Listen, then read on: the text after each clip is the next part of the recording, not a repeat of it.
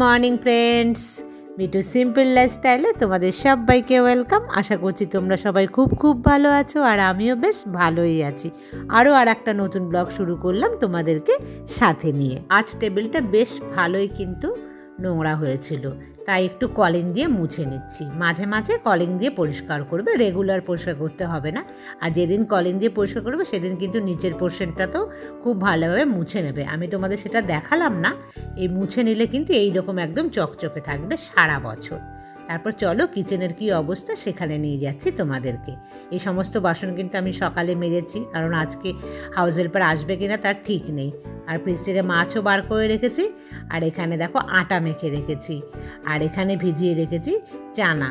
তবে আজকে না বানাবো না, আমার একদম মনে থাকে না বলে আমি কিন্তু ভিজিয়ে রাখলাম। আর এখানে আমন্ড ভিজিয়ে রেখেছিলাম, সেটাও কিন্তু খেতে আমি ভুলে গেছি। যাই হোক বন্ধুরা, এই সমস্ত বাসন এখানে থেকে এখন আমি সরিয়ে দিচ্ছি। আর এই কাজগুলো কিন্তু কোনোটাই আমি তোমাদের সাথে শেয়ার করিনি। বেশ অনেকটা সকালেই কিন্তু আমি উঠেছি ঘুম থেকে। আর তারপর আমি দুপুরে কি রান্না করব তার কিন্তু একটু প্রিপারেশন আমি নিয়ে নিচ্ছি। মানে দেখো, এটা বার করছি মুগ ডাল। মুগ ডাল খেতে কিন্তু ভীষণই ভালোবাসি। আজকে মুগ ডাল বানাবো থোড় দিয়ে মুগ ডাল। তোমরা কি কেউ খেয়েছো? আজকে কিন্তু আমি তোমাদের সাথে একটু অল্প করে শেয়ার করব সেটা। মুগ ডালটা দুপুরে রান্না হবে, কিন্তু আমি আগেই বয়েল করে রাখছি, ভালো করে ভেজে নিয়ে তারপর প্রেসার কুকারে সেদ্ধ করে রাখবো, যাতে দুপুরবেলা রান্না আমার চটপট হয়ে যায়। আর এরপরে কিন্তু আমি ব্রেকফাস্ট বানাবো। বন্ধুরা, পুজো তো চলেই আসলো কিন্তু সামনে, আর খুব যে দিন আছে তা কিন্তু নয়। দেখতে দেখতে এই মাসটা চলে যাবে, আর পরের মাসেই কিন্তু পুজোটা শুরু হয়ে যাবে। প্রতি বছর এ সময় কিন্তু আমাদের জামা কাপড় কেনাকাটা মোটামুটি অল্প বিস্তর শুরু হয়ে যায়। আর এবছর কিন্তু কোনো নামগন্ধ এখনও অবধি নেই জামা কাপড় কেনার, কারণ এবার পুজোতে মেয়ে আসবে না। মেয়েদের পুজোতে কিন্তু ছুটি হয় না, 2 থেকে 3 দিন ছুটি থাকে। আর অত দূর থেকে 2-3 দিনের জন্য ছুটি নিয়ে আসা যায় না, সে কারণে মেয়ে আসবে না। মেয়ে ওখানে ঘরেই থাকবে, আর আমি এখানে ঘরে থাকবো। তো বুঝতেই পারছো এইবারের পুজো একদম অন্যরকম। আর মেয়ে এই প্রথম পুজোতে বাড়িতে মানে আমার কাছে থাকবে না, ও আলাদা এবং একদম বাইরের একটা অন্য পরিবেশে থাকবে। তো সে কারণে এবার আমার কিন্তু ভেতরে একটুও পুজো পুজো ভাব নেই। পুজোর কেনাকাটা কিচ্ছু করতে আমার ইচ্ছে করছে না। আর মেয়েকে কি কিনে দেবো এখান থেকে কিন্তু সেগুলোও কিছু আমি কিনে দেব না। মেয়েকে হয়তো বলা হবে অনলাইনে কিছু জিনিস অর্ডার দিয়ে ও যেন ওখান থেকেই নিয়ে নেয়। আর পুজো তো ওখানে তেমনভাবে হয় না যে ওর অনেক বেশি জামা কাপড় লাগবে, তাও 2-3টে যা ওর মন মতো সেই কটা ওকে বলেছি ওর পছন্দ মতো নিতে। তবে মেয়ে এখনও কিন্তু নেয়নি, মেয়ে নেবে হয়তো সামনের মাসের প্রথম দিক, কিংবা হয়তো আরও সপ্তাহখানেক পরে এরকম ও নিতে পারে। আর কিনবো না করে হয়তো কিছু 2-1টা কেনা হতে পারে আমার, তবে অনেক লেটে করব সেটা। তো সেই কারণে কিন্তু আমি তোমাদের সাথে সেটা শেয়ার করতে পারছি না। আর যখনই আমি কিনি না কেন সেটা কিন্তু তোমাদের সাথে অবশ্যই আমি শেয়ার করব, এবং যাই কিনি না কেন। কারণ শাড়ি তো আমি একদমই পরি না, তবুও বাঙালি শাড়ি 2-1টা না হলে ভালো লাগে না। তবে দেখা যাক কী নিয়ে এবারের পুজোর আমি বলতেই পারছি না যে কী নেব। তাই বন্ধুরা, তোমাদের কি কেনাকাটা শুরু হয়ে গেছে? কারণ এখন কিন্তু অলরেডি অনেকের কেনাকাটা শুরু হয়ে গেছে। আমন্ড, নেশপাতি, আপেল আর একটা ডিমের অমলেট, 2 রুটি, এই নিয়ে কিন্তু ব্রেকফাস্ট করতে বসে গেলাম। বেশ অনেকটাই কিন্তু ভারী ব্রেকফাস্ট হচ্ছে আজকে আমার। আজ প্রচুর বাজে ওয়েদার, রাতভর কিন্তু বৃষ্টি চলছে, এখনও প্রচুর বৃষ্টি হচ্ছে। কতগুলো পাখি এসে ছাদে বসেছিল, যেই আমি ছাদে আসলাম উড়ে ওই গাছটার মধ্যে চলে গেল। এখন দেখো বৃষ্টি চারিপাশে, আর আমার বাড়ির চারিপাশটা একটু তোমাদেরকে দেখাচ্ছি। প্রচুর বৃষ্টি হচ্ছে, হয়তো আমি ক্যামেরায় ক্যাপচার করতে পারছি না। দেখো, এটা আমার সামনের দিকের রাস্তাটা, তো কতটা বৃষ্টি হচ্ছে বোঝা যাচ্ছে কি? আর এই বৃষ্টির মধ্যেই কিন্তু আমি ছাদে চলে এসেছি। কি করতে বলো তো? মাটি দিতে। সেই যে গাছগুলো কিনে এনেছি সেই টবের মধ্যে কিন্তু মাটি দেব। দেখো, আমি কিন্তু আরাম করে বসে, বেশ অনেকক্ষণের কাজ আছে, তো সেই জন্য আমি একদম একটা কাপড়, মানে আমার একটা ওড়না ছিল, সেটাকে পেতে নিয়ে বসছি। আমি জানো তো একদম উপুর হয়ে বসে না কোনো কাজ করতে পারি না। আমি যখনই বসবো তখনই এরকম একদম ধেবড়ে বসে পড়ি, আর তাতে না আমার কোমরে চাপটা কম লাগে, আর উপর হয়ে বসলে ভীষণ কোমরে প্রেশার পড়ে। সেই জন্য কিন্তু এইভাবে আমি বসি, এবং তোমরাও এইভাবেই বসার সবসময় চেষ্টা করবে, নাহলে হাঁটুর ওপরে প্রেশার পড়ে, কোমরের ওপরে প্রেশার পড়ে। আর এই দেখো, এই টবের মধ্যে মাটি দেব। আর এই ব্লু টবটা আমি কিনে এনেছি ওই ছোট্ট ক্যাকটাস গাছটার জন্য। ব্লু টবটাই বেশি ভালো, জানো তো, সাদা টবগুলো না একদমই ভালো নয়। তখন বুঝতে পারিনি, ডিজাইনটা দেখে খুব পছন্দ হয়েছিল।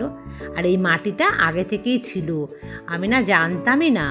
আমার হাজব্যান্ডকে বললাম, সে ফোনে আমাকে বলল দেখবে যে ছাদে মাটি রাখা আছে একটা পলিথিনে, খুব ভালো মাটি, এই মাটিটা কিনে আনা হয়েছিল।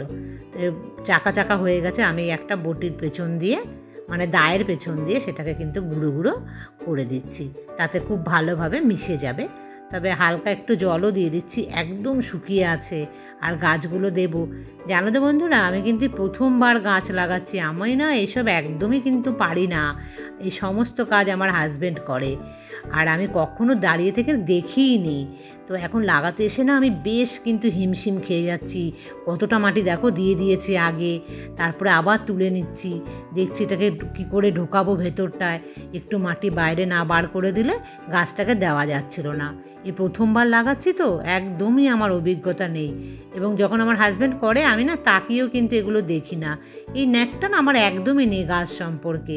গাছের এই যে যত্ন করা, গাছকে টাইম মতো জল না দিলে তো গাছ মরে যাবে। এই ছাদে আসাটাই না আমার জন্য খুব কঠিন, যেহেতু আমার উঠোন নেই, সমস্ত কাজ ছাদে করতে হবে বলে একদম আমি গাছ লাগাতে চাই না।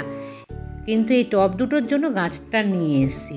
আর একটা তো ইনডোর প্ল্যান্ট আছে এখানে, মানে দুটো ইনডোর, আর এখন যেটা লাগাচ্ছে এটা কিন্তু বাইরের। এটা কি গাছ বললো, লিলি ফুল, খুব সুন্দর হয় দেখতে, কিন্তু কাঁটা এ গাছে। যাই হোক, এটাকে বাইরে রাখবো, আর ওই দুটো গাছকে ভেবেছি ভেতরে রাখবো।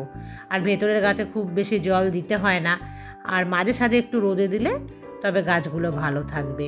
দেখে তো মনে হলো আমার ভীষণ ভালো লাগলো যে গাছগুলো এত সুন্দর, কিন্তু এখন লাগাতে গিয়ে না একটু কিন্তু হিমশিম খেয়ে যাচ্ছি আমি। যাই হোক, অনেকক্ষণ টাইম লাগলো, তোমাদের তো অতটা আমি শেয়ার করিনি। আমার 1 ঘন্টার উপরে লেগে গেছে এই 3টে গাছ লাগাতে, আর আমার দম বেরিয়ে যাচ্ছে। যাই হোক, এগুলোকে আবার গুছিয়ে গাছিয়ে আমি রেখে দিচ্ছি জায়গার জিনিসগুলো জায়গাতে। আমার হাজব্যান্ড কিন্তু খুব সুন্দর করে এগুলো একদম যত্ন করে রেখে গেছিলো, আমি আর প্যাকেটটা পারলাম না সেই রকমভাবে যত্ন করে রাখতে। আর মনে হচ্ছে এঁটেল মাটি, এগুলো ধুতে গিয়ে জান বেরিয়ে গেছে, কিছুতেই মাটি ছাড়ছিল না ওই ডাঁটা থেকে। তারপর দেখো একটা ভেজা কাপড় দিয়ে বেশ ভালোভাবে কিন্তু আমি মুছে পরিষ্কার করে দিচ্ছি। লাগাতে গিয়ে না চারিপাশে মাটি কিন্তু লেগে গেছে, আর দেখতে ভালো লাগে না, একটু পরিষ্কার করে রাখলে ভালো লাগবে। আর এখন কিন্তু না এই গাছগুলোকে আমি নিয়ে যাব না নিচে, ভেবেছি 2-4 দিন এই ছাদেই থাকুক। ছাদে থাকলে তারপরে গাছগুলো যদি বেঁচে যায় তারপর নিয়ে যাব আমি নিচে। 2টো গাছ রাখবো ঘরে, আর একটা গাছ রাখবো দেখি কোথায়, সিঁড়িতে কিংবা অন্য কোথাও। যাই হোক, বেশ ভালোই লাগছে না দেখতে গাছগুলো।